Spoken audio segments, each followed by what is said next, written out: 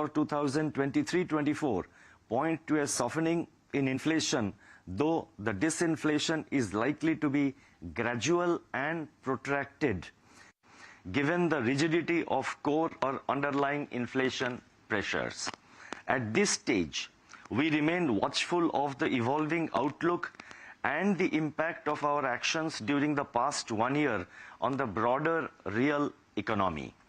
While we have kept the policy rate unchanged, it is important to bear in mind that this decision was taken on the basis of our assessment of the macroeconomic and financial conditions with reference to the information available up to today. Our job is not yet finished, and the war against inflation has to continue.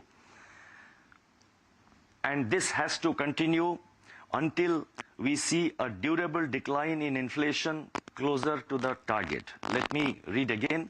Our job is not yet finished, and the war against inflation has to continue until we see a durable decline in inflation closer to the target. We stand ready to act appropriately and in time. We are confident that we are on the right track to bring down inflation to the target rate over the medium term.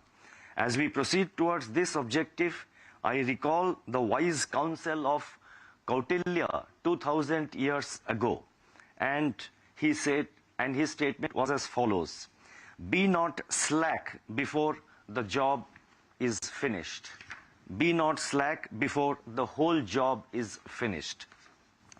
I would now like to focus on financial stability.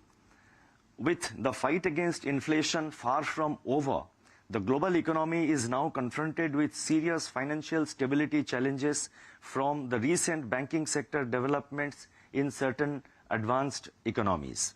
This calls for a reappraisal of the responsibilities of the regulators and the regulated entities world over, and their collective role in safeguarding the stability of the financial system.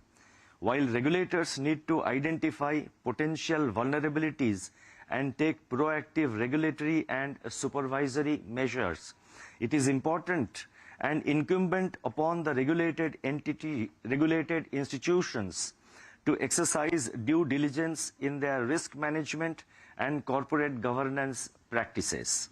They need to pay close attention to asset liability mismatches and profile of their deposit base while building up adequate capital buffers and conducting periodic stress tests.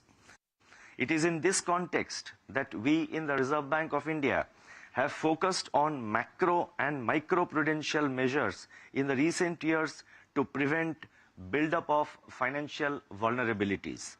We have adopted a prudent approach towards regulation and supervision and have taken several steps in these areas in recent years.